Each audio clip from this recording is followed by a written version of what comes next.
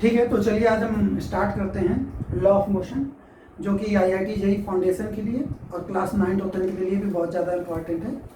तो हम यहाँ पर समझने जा रहे हैं लॉ ऑफ मोशन। ठीक है, अभी हम अपने पुराने वीडियो में इक्वेशन ऑफ मोशंस को समझ चुके हैं। अब हम देखते हैं लॉ ऑफ मोशन। ठीक है, तो यहाँ पर हमारे पास कितने लॉ हैं? 3 लॉ। कितने लॉ हैं? 3। नंबर फर्स्ट, नंबर सेकेंड और नंबर थर्ड। इसमें जो पहला लॉ है लॉ ऑफ मोशन, ये है लॉ ऑफ इनर्शिया का। क्या है? लॉ ऑफ इनर्शिया, यानी कि जड़त्व का नियम। क्या है? जड़त्व का नियम, लॉ ऑफ इनर्शिया। ठीक। दूसरा जो लॉ है वो हमारे मोमेंटम और इम्पल्स के बारे में बताता है। ठीक है, ये लॉ क्या है? F is equal m into a. ठीक है, और जो तीसरा लॉ है वो है हमारा एक्शन रिएक्शन। क्या है? एक्शन रिएक्शन, यानी कि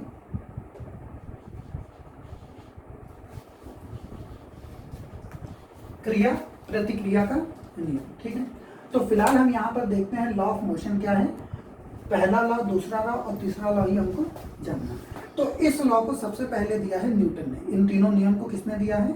न्यूटन ने। ठीक है, न्यूटन ने जो नियम दिया है लॉ ऑफ इनर्शिया, ये गैलीलियो के लॉ ऑफ इनर्शिया पे बेस्ड है। यानी कि जो हमारा लॉ ऑफ मोशन जिसको न्यूटन ने दिए हैं, ये तीनों लॉज, इनमें जो पहला लॉ है ये किसने दिया है? गैलीलियो ने, लॉ ऑफ इनर्शिया। अब देखिए ये लॉ हमारा क्या कहलाता है। ठीक है, या इसका मेन मतलब क्या है? इसका मेन मतलब है अगर कोई बॉडी हमारी रेस्ट में है, किसमें है? रेस्ट में। मान लीजिए ये हमारा कोई ऑब्जेक्ट है, ये m मास का है और इसकी वेलोसिटी कुछ भी है, मान लीजिए स्टार्टिंग में ये 0 में है, रेस्ट में। तो ये ऑब्जेक्ट हमेशा किसमें रहेगा? रेस्ट में। या फिर हमारे पास अगर कोई बॉडी है और उसकी कोई मोशन है v मीटर पर सेकेंड से, और अगर ये मूव कर रहा है तो ये हमेशा क्या करता रहेगा? मूव करता रहेगा। ठीक है, अगर कोई बॉडी रेस्ट में है तो वो रेस्ट में रहेगी, अगर कोई बॉडी मोशन में है तो वो मोशन में रहेगी, जब तक कि इन पर कोई एक्सटर्नल फोर्स अप्लाई न किया जाए। जैसे ही इस पर या फिर इस पर कोई एक्सटर्नल फोर्स अप्लाई किया जाएगा तो यहाँ पर वेलोसिटी क्या हो जाएगी?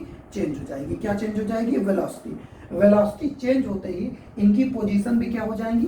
बदल जाएंगी। तो ये है हमारा पहला first law, law of inertia. अगर कोई बॉडी रेस्ट में है तो वो रेस्ट में रहेगी, और अगर कोई बॉडी मोशन में है तो वो मोशन में ही रहेगी जब तक उन पर कोई एक्सटर्नल फोर्स अप्लाई न किया जाए। ठीक है, अब चलिए देखते हैं दूसरा लॉ। दूसरा लॉ है F is equal to ma। क्या है? F बराबर ma।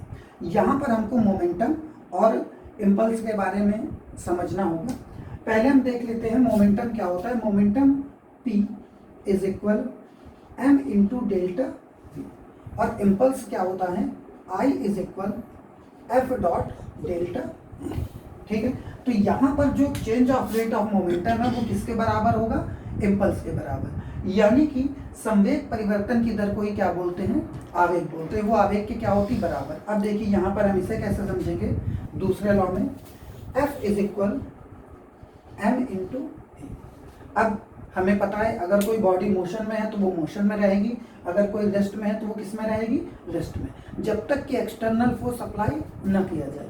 मान लीजिए बॉडी में कोई एक्सटर्नल फोर्स अप्लाई कर दिया जाता है तो वहां पर वेलोसिटी चेंज हो जाती है, और वेलोसिटी चेंज होने से क्या आ जाता है? एक्सेलरेशन। क्या आता है? एक्सेलरेशन। ठीक है, तो देखते हैं m change of velocity upon time interval. Acceleration बराबर क्या होता है? Change of velocity upon time interval. अब देखिए m dot delta v upon क्या है? Delta t।